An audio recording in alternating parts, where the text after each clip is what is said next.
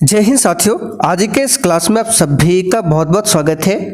तो साथियों, बिहार पुलिस सिपाही एग्जाम 3 अगस्त के लिए आज के इस क्लास में हम लोग जीके, साइंस, करंट अफेयर्स और हिंदी व्याकरण से कुछ सेलेक्टेड प्रश्नों को कवर करेंगे, जो कि साथियों परीक्षा के लिए बहुत ही ज़्यादा महत्वपूर्ण होगा। साथियों, आज का ये जो पेपर है 16 अगस्त, 20, 23, 27 और 30 अगस्त के एग्जाम पैटर्न पर आधारित है। तो आप लोग पूरा क्लास को ध्यान से देखिएगा। तो देखिए, आज का पहला क्वेश्चन है 70वें राष्ट्रीय फिल्म पुरस्कार में सर्वश्रेष्ठ हिंदी फिल्म का अवार्ड किस फिल्म ने जीता है। चलिए सभी ऑप्शन को ध्यान से देखिए, और अगर आपको इन सेट में किसी भी क्वेश्चन का आंसर आता है तो आप लोग फटाफट से कमेंट करके बता सकते हैं। तो देखिए, 70वें राष्ट्रीय फिल्म पुरस्कार की बात करें तो इसमें सर्वश्रेष्ठ हिंदी फिल्म का अवार्ड जो है ये किस फिल्म ने जीता है। तो इसका सही जवाब है गुलमोहर फिल्म ने। यहाँ पर सी वाला ऑप्शन आपका सही आंसर है।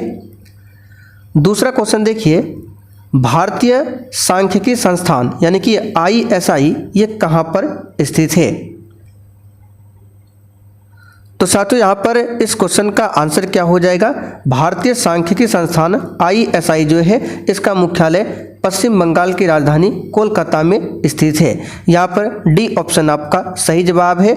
अब देखिए, सांख्यिकी की बात करें तो राष्ट्रीय सांख्यिकी दिवस कब मनाया जाता है, तो डेट याद रखिएगा, पूछा जाता है 29 जून को, और विश्व सांख्यिकी दिवस पूछे तो 20 अक्टूबर को मनाया जाता है। दोनों क्वेश्चन को आपको ध्यान रखना है। अगला क्वेश्चन देखिए, रसोईया में प्रत्यय कौन सा है। यहाँ पर देखिए, आपको क्वेश्चन नंबर पर ध्यान नहीं देना है, जो भी क्वेश्चन प्रैक्टिस सेट में इंपॉर्टेंट है वो आपको करा रहे हैं। तो रसोईया में कौन सा प्रत्यय है, इसका आंसर क्या होगा, ईया प्रत्यय है। देख सकते हैं बी ऑप्शन में दिया हुआ है ईया प्रत्यय। आगे देखिए, निम्न में दीर्घ स्वर कौन सा है। तो देखिए, दीर्घ स्वर कौन कौन सा है आपको बता देते हैं। तो आपका आ हो गया, फिर दीर्घई हो गया, फिर दुर्गऊ हो गया, ए ऐ, ये 5 दीर्घ स्वर है। तो यहाँ पर देख सकते हैं ऑप्शन बी ऑप्शन में दीर्घई दिया हुआ है। तो ये आपका क्या है, दीर्घ स्वर है। आगे देखिए, रीति काल के कवि कौन है। फटाफट से आप लोग आंसर लगाते चलिए। तो साथियों, रीति काल के जो कवि है यहाँ पर क्या हो जाएगा, बिहारी जी। सी ऑप्शन यहाँ पर आपका सही जवाब है, बिहारी है। अगर आपसे पूछे घनानंद किस काल के, तो याद रखिए घनानंद जो है ये भी रीति काल के कवि है, घनानंद जी। चलिए अगला क्वेश्चन देखते हैं, सिंधु घाटी सभ्यता का पत्तन नगर यानी कि बंदरगाह कौन सा है। तो साथियों, सिंधु घाटी सभ्यता का जो बंदरगाह है ये आपका कौन सा हो जाएगा।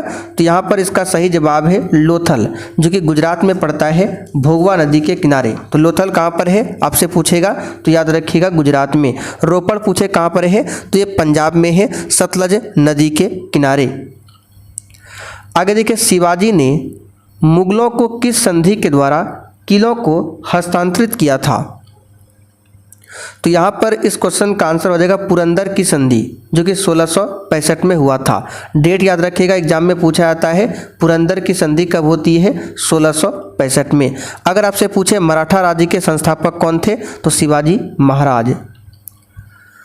आगे देखिए, निम्नलिखित में से किस पर अकबर की विजय होने की स्मृति में बुलंद दरवाजे का निर्माण किया गया था।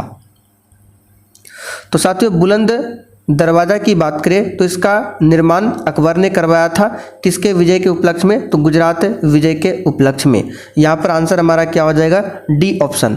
अब अकबर से संबंधित क्वेश्चन बनता है, आइए आपको बता देते हैं।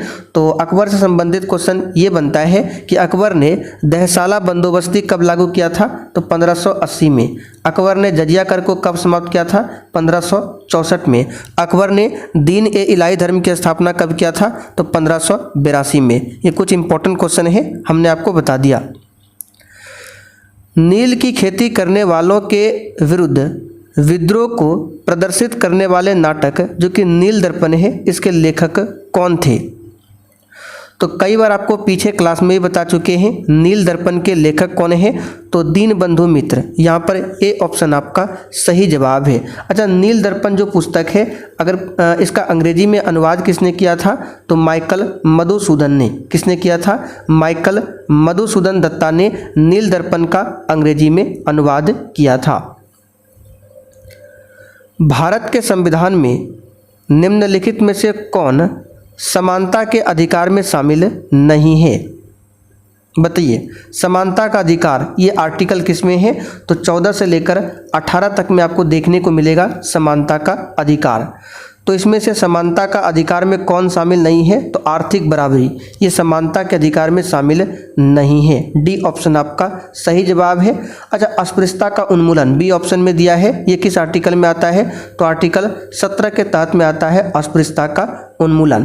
कानून के समक्ष समानता ये किस आर्टिकल में है, तो आर्टिकल 14 में।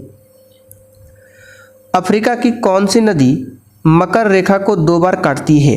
यहाँ पर जो भी आपको एक्स्ट्रा क्वेश्चन बताया जाएगा केवल ध्यान से सुनते चलिए आप लोग।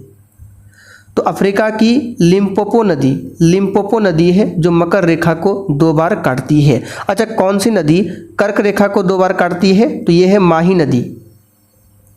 माही नदी कर्क रेखा को 2 बार काटती है। कौन सी नदी विषुवत रेखा को 2 बार काटती है, तो कांगो नदी। ये सब क्वेश्चन ध्यान रखिएगा। कांगो नदी विषुवत रेखा को 2 बार, लिम्पोपो नदी मकर रेखा को 2 बार और माही नदी कर्क रेखा को 2 बार काटती है। ये सब क्वेश्चन इंपॉर्टेंट है, ध्यान रखिएगा। माउंट एवरेस्ट की चोटी पर पहुंचने वाली पहली महिला कौन थी? तो ये सब क्वेश्चन आसान है, लेकिन आपको पता होना चाहिए, एग्जाम में कन्फ्यूजन हो जाता है। तो माउंट एवरेस्ट की चोटी पर पहुंचने वाली पहली महिला जापान की थी। नाम क्या है? जुनको तेबई, जो कि बी ऑप्शन में दिया हुआ है। अच्छा, माउंट एवरेस्ट पर चढ़ने वाली भारत की प्रथम महिला पूछे तो बछेंद्री पाल हो जाएगा। कौन हो जाएगा? बछेंद्री पाल। अच्छा, माउंट एवरेस्ट पर 2 बार चढ़ने वाली प्रथम महिला पूछे तो कौन हो जाएगा? संतोष यादव। ठीक है, संतोष यादव। और वह महिला कौन सा है जो माउंट एवरेस्ट पर चढ़ी लेकिन दिव्यांग अवस्था में? तो दिव्यांग महिला जो माउंट एवरेस्ट पर चढ़ी है वो है अरुणिमा सिन्हा, जो कि सी ऑप्शन में दिया हुआ है। नाजीवाद किस सिद्धांत का विरोधी था? इसका सही जवाब है नाजीवाद समाजवाद सिद्धांत का विरोधी था। और नाजीवाद का उदय जर्मनी में हुआ था। कहाँ पर? जर्मनी में। आगे देखिए, भारतीय वस्त्र उद्योगों में इनमें से किसका प्रचुर मात्रा में इस्तेमाल किया जाता है? तो सूत का इस्तेमाल किया जाता है। यहाँ पर ए ऑप्शन आपका सही जवाब है। सूती वस्त्र की जन्मभूमि पूछे तो भारत को कहा जाता है। अच्छा, भारत में सबसे अधिक सूती वस्त्र मिल कहाँ पर है? तो महाराष्ट्र में। जो क्वेश्चन बताएंगे ध्यान से सुनिएगा। चलिए आगे देखिए, भारत में सफ़ेद बाघ के लिए प्रजनन केंद्र किस राज्य में स्थापित किया गया है? तो इम्पोर्टेंट क्वेश्चन है, भारत में सफ़ेद बाघ के लिए प्रजनन केंद्र ओडिशा में स्थापित किया गया है। यहाँ पर आंसर क्या हो जाएगा? सी ऑप्शन ओडिशा में स्थापित किया गया है। अगर आपसे पूछे भितरकनिका नेशनल पार्क कहाँ पर है, सिमलीपाल नेशनल पार्क कहाँ पर है, तो ये सब आपको उड़ीसा में देखने को मिलेगा। भारत का पुराना राष्ट्रीय उद्यान पूछे तो उत्तराखंड में स्थित है भारत का पुराना राष्ट्रीय उद्यान। नाम क्या है? जिम कॉर्बेट नेशनल पार्क, जिसकी स्थापना 1936 में किया गया था। नेपाल ने किसे अपनी पर्यटन राजधानी घोषित किया है? तो नेपाल ने अपनी पोखरा राजधानी, ठीक है, नेपाल ने किसे अपनी पर्यटन राजधानी घोषित किया है? तो पोखरा को पर्यटन राजधानी घोषित किया है। नेपाल की राजधानी कहाँ पर है? काठमांडू। और काठमांडू को मंदिरों का शहर बोला जाता है। कौन से लौह इस्पात संयंत्र की स्थापना जर्मनी के सहयोग से किया गया था? तो इसका सही जवाब क्या होगा? राउरकेला इस्पात संयंत्र। इसकी स्थापना जर्मनी के सहयोग से हुआ था। भिलाई वाला पूछे जो कि सी ऑप्शन में है, इसकी स्थापना रूस के सहयोग से किया गया था। किसके सहयोग से? रूस के सहयोग से। और दुर्गापुर जो स्टील प्लांट है ये ब्रिटेन के सहयोग से किया गया था। यहाँ से क्वेश्चन याद रखिएगा, अगर आपसे पूछे टिस्को की स्थापना कब होती है, तो 1907 में टिस्को की स्थापना होती है। रबड़ की खेती के लिए आवश्यक तापमान क्या है? तो तो साथियों, रबड़ की खेती के लिए आवश्यक तापमान है 30 डिग्री सेंटीग्रेड और विश्व में रबड़ उत्पादन में आगे थाईलैंड है। और भारत में पूछे अधिक रबड़ का उत्पादन कौन करता है? केरल। अच्छा, रबड़ उत्पादन में भारत का कौन सा स्थान है विश्व में? तो चौथा स्थान है। किस देश के साथ भारत की सबसे लंबी अंतर्राष्ट्रीय सीमा स्पर्श करती है? तो ये है बांग्लादेश। कितना करता है? तो बांग्लादेश के साथ 4096.7 किलोमीटर। और बांग्लादेश जो है भारत के किन किन राज्यों से सटा हुआ है? तो असम, पश्चिम बंगाल, मेघालय, त्रिपुरा और मिजोरम से लगा हुआ है। भारत की स्थल सीमा की कुल लंबाई पूछे तो 15,200 किलोमीटर ये भारत की स्थल सीमा की लंबाई है। भारत का तटीय भाग की लंबाई पूछे तो 7516 है, अंडमान निकोबार और लक्षद्वीप समेत। अगर मुख्य भूमि का केवल पूछे लंबाई तो 6100 किलोमीटर। ये सब क्वेश्चन डिटेल में डिस्कशन कर चुके हैं और इसका नोट्स भी बनाकर हम डाल चुके हैं। निम्न में से किसके नेतृत्व में लंदन इंडिया सोसाइटी की स्थापना किया गया? तो लंदन इंडिया सोसाइटी की स्थापना 1865 में दादा भाई नौरोजी के नेतृत्व में किया गया। यहाँ पर बी ऑप्शन आपका सही जवाब है, ध्यान रखिएगा। यहाँ से और क्या क्या क्वेश्चन बनेगा आपको बताते हैं। अगर पूछे ईस्ट इंडिया एसोसिएशन की स्थापना किसने किया था? तो वो भी दादा भाई नौरोजी ने किया था। अगर आपसे पूछे इंडिया लीग की स्थापना किसने किया था? तो शिशिर कुमार घोष ने किया था इंडिया लीग की स्थापना 1875 में। पूना सार्वजनिक सभा की स्थापना पूछे तो एमजी रनाडे ने किया था। कब? तो 1870 में। फिर से रिपीट करते हैं, पूना सार्वजनिक सभा, ये क्वेश्चन बन सकता है, ध्यान रखिएगा। 1870 में इसकी स्थापना होती है एमजी रनाडे के द्वारा। भारत में पहला जैव आरक्षित क्षेत्र कहाँ स्थापित किया गया? आंसर है नीलगिरी में। बहुत ज़्यादा इंपॉर्टेंट है, इस पर आप सभी स्टार मार्क कर लीजिए। कहाँ पर स्थापित किया गया? नीलगिरी में स्थापित किया गया। अब नीलगिरी से क्वेश्चन बनेगा, नीलगिरी पहाड़ी जो है इसकी सबसे ऊंची चोटी का नाम क्या है? दोदा बेट्टा, जिसकी ऊंचाई है 2637 मीटर। अच्छा, रणथंभौर की बात करें तो रणथंभौर ये कहाँ पर देखने को मिलेगा? तो वह रणथंभौर वन्यजीव अभयारण्य राजस्थान में है। केवला देव पूछे तो वो भी राजस्थान में है। बिहार सरकार ने नगरों के प्रबंधन के लिए बिहार नगर पालिका अधिनियम किस वर्ष पारित किया? तो ये पारित किया 2007 में। इंपॉर्टेंट क्वेश्चन है, इसको ध्यान रखिएगा। 2007 में नगर पालिका की बात करें तो नगर पालिका से संबंधित अनुसूची कौन सी है? 12वीं अनुसूची। और नगर पालिका को कार्य करने के लिए 18 विषय दिया गया है। राज्यसभा का पदेन सभापति कौन होता है? तो साथियों ये उपराष्ट्रपति होता है। ठीक है, कौन होता है? उपराष्ट्रपति। हिंद स्वराज नामक पुस्तक किसने लिखी थी? तो हिंद स्वराज पुस्तक के लेखक महात्मा गांधी जी। और भी कुछ इंपॉर्टेंट पुस्तक है जैसे गोखले माई पॉलिटिकल गुरु, इसके लेखक कौन है? तो महात्मा गांधी जी है। अनहैप्पी इंडिया पूछे तो लाला लाजपत राय है। Unhappy India. इंडिया डिवाइडेड पुस्तक पूछे राजेंद्र प्रसाद। सत्यार्थ प्रकाश पुस्तक पूछे दयानंद सरस्वती। इंडियन फिलॉसफी पुस्तक के लेखक कौन है? डॉक्टर राधाकृष्णन। और एक पुस्तक है the bunch of old letters, इसके लेखक कौन है? जवाहरलाल नेहरू। संविधान के निम्नलिखित अनुच्छेदों में से किस एक के अंतर्गत संघ की कार्यपालिका शक्तियां राष्ट्रपति में निहित है? यहाँ पर देखिए, हम आपको क्वेश्चन लिखकर समझा नहीं सकते क्योंकि टाइम उतना नहीं है, केवल आपको ध्यान से सुनना है और याद करते चलना है। तो इसका सही जवाब है अनुच्छेद 53। 52 में क्या कहा गया है कि राष्ट्रपति पद का सृजन किया गया है आर्टिकल 52 में। 53 में क्या है? तो संघ की कार्यपालिका शक्ति राष्ट्रपति में निहित होगा, ये 53 में बताया गया है। भारत के प्रधानमंत्री की सेवानिवृत्ति होने की उम्र क्या है? तो इसके लिए कोई सीमा नहीं है। ठीक है, डी वाला ऑप्शन आपका सही है, लेकिन न्यूनतम के लिए है 25 वर्ष, अधिकतम के लिए कोई भी सीमा नहीं है। भारत के राष्ट्रपति का प्रति माह वेतन कितना होता है?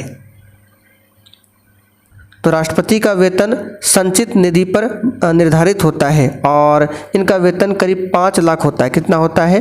5 लाख प्रति माह। यहाँ पर आंसर हमारा क्या होगा? A option. उपराष्ट्रपति का वेतन पूछे तो 4 लाख रुपया प्रति माह होता है। नीति आयोग के अध्यक्ष कौन होते हैं?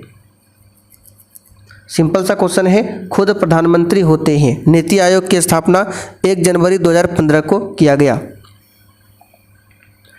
निम्नलिखित में से कौन M3 में नहीं आता है? तो देखिए, भारत में मुद्रा मापन जो किया गया है वो M1, M2, M3, M4 श्रेणी में किया गया है, और M3 में डाक खानों के बचत खाते में जमा, ठीक है, ये नहीं आता है। यहाँ पर बी वाला ऑप्शन आपका सही आंसर है। निम्न में से किस वर्ग के पादप को पादप वर्ग का उभयचर कहा जाता है? बहुत ही शानदार क्वेश्चन है। और साथियों, जिसने अभी तक सेशन को लाइक नहीं किया है, आप लोग फटाफट से सेशन को लाइक करते चलिए। फिलहाल इसका आंसर हो जाएगा ब्रायोफाइटा को पादप वर्ग का उभयचर कहा जाता है। 38वें राष्ट्रीय खेल 2025 में बिहार ने किस खेल में स्वर्ण पदक जीता है? आंसर है लॉन बॉल में। पहला वाला ऑप्शन आपका राइट है। भारत में प्रथम औद्योगिक नीति कब घोषित की गई थी? इसका सही जवाब है 1948 में। ठीक है, कब? 1948 में। अब यहाँ से संबंधित और भी क्वेश्चन बताते हैं। ठीक है, जैसे अगर आपसे पूछे उदारीकरण की घोषणा किसने किया था, तो उस समय के तत्कालीन वित्त मंत्री डॉक्टर मनमोहन सिंह ने उदारीकरण की घोषणा किया था 1991 में। पूरा डेट है 24 जुलाई 1991 में। भारत में अगर पूछे प्रथम कारखाना एक्ट कब आया था, तो 1881 में आया था। कब? 1881 में। भारत में अगर पूछे औद्योगिक क्षेत्र का लघु संविधान किसे कहा जाता है, तो औद्योगिक नीति 1956 है। ठीक है, औद्योगिक नीति 1956 को भारत में औद्योगिक क्षेत्र का लघु संविधान कहा जाता है। अच्छा, 1951 में क्या हुआ था, तो संविधान में पहली बार संशोधन किया गया था। अपने सबसे बाहरी कक्ष में 7 इलेक्ट्रॉनों वाले तत्वों का परिवार उसको क्या कहते हैं? तो उसको हैलोजन बोला जाता है। हैलोजन ग्रुप के तत्वों को आवर्त सारणी में वर्ग नंबर 17 में रखा गया है, और इसी में आपका फ्लोरीन, क्लोरीन, ब्रोमीन ये सभी आता है। ठीक है, और फ्लोरीन की बात करें तो फ्लोरीन जो है आवर्त सारणी का सर्वाधिक विद्युत ऋणात्मक वाला तत्व है फ्लोरीन। इलेक्ट्रिक सेल बताइए क्या करता है? तो बिजली के प्रवाह के लिए मार्ग प्रदान करता है इलेक्ट्रिक सेल। मनुष्यों में पेट से आने वाला भोजन कैसा होता है? तो अम्लीय होता है।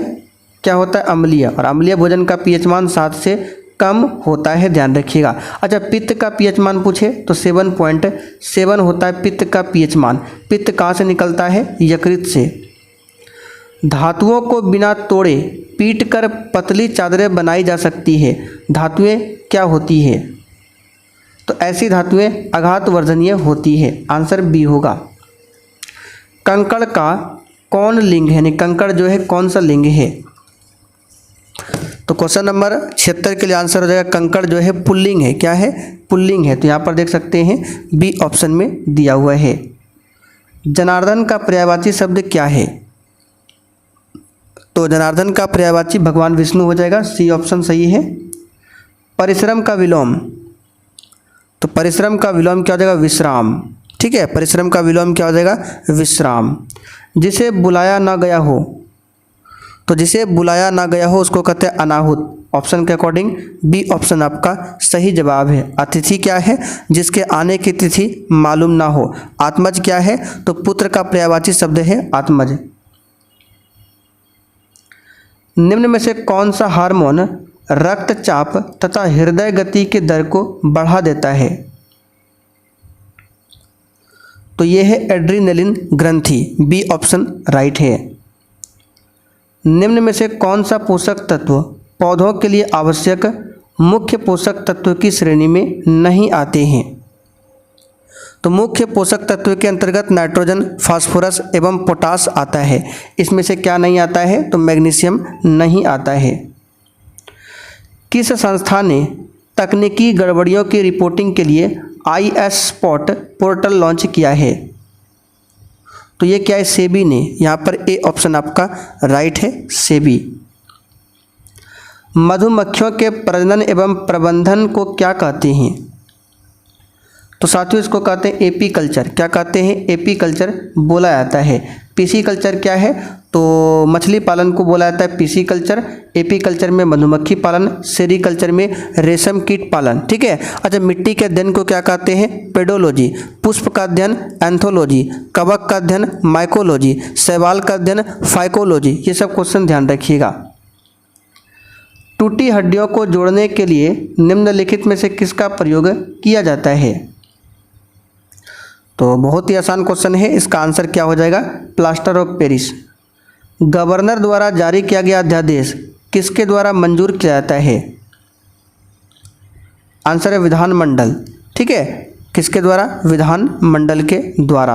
आर्टिकल 213 के तहत जो राज्यपाल यानी गवर्नर है ये अध्यादेश को जारी करता है, और आर्टिकल 123 के तहत राष्ट्रपति अध्यादेश जारी करता है। बिहार विधानसभा की वर्तमान सदस्य संख्या कितनी है? तो साथियों ये है 243। कितना है? 243। बिहार में विधान परिषद में सदस्यों की संख्या वर्तमान में पूछे तो 75 है। बिहार में लोकसभा सदस्यों की संख्या पूछे तो लोकसभा के लिए 40 है, राज्यसभा के लिए कितना है? 16। ठीक है, 16। आगे देखिए, 3 से 6 मार्च 2025 तक मोबाइल वर्ल्ड कांग्रेस 2025 कहाँ आयोजित किया गया? तो ये आयोजित किया गया कहाँ पर? तो इसका सही जवाब है स्पेन में। ठीक है, पहला वाला ऑप्शन आपका राइट है, स्पेन में। क्षतिग्रस्त वनों की भरपाई के लिए शुरू किया गया एक प्रमुख कार्यक्रम इस प्रकार जाना जाता है। तो इसको क्या बोला जाता है? तो इसका सही जवाब हो जाएगा सिल्वी कल्चर। ए ऑप्शन आपका सही जवाब है। सिल्वी कल्चर का अर्थ क्या होता है? वनों और पेड़ों के प्रबंधन और संवर्धन की कला और विज्ञान। गिफ्ट सिटी में कार्यालय खोलने वाली पहली बहुपक्षीय एजेंसी कौन सी है? तो इसका सही जवाब है न्यू डेवलपमेंट बैंक। ठीक है, और न्यू डेवलपमेंट बैंक का मुख्यालय कहाँ पर है? तो चीन के संघाई शहर में स्थित है। इस बैंक की स्थापना 2014 में हुआ था। न्यू डील को किस अमेरिकी राष्ट्रपति ने लागू किया?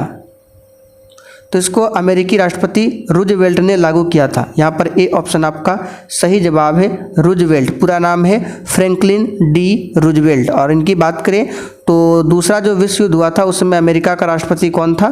तो यही व्यक्ति था, फ्रैंकलिन डी रूजवेल्ट। ठीक है, तो साथियों आज का प्रैक्टिस सेट यहीं पर कंप्लीट होता है। अब आप लोग कमेंट करके बताइए आज का सेट आपको कैसा लगा।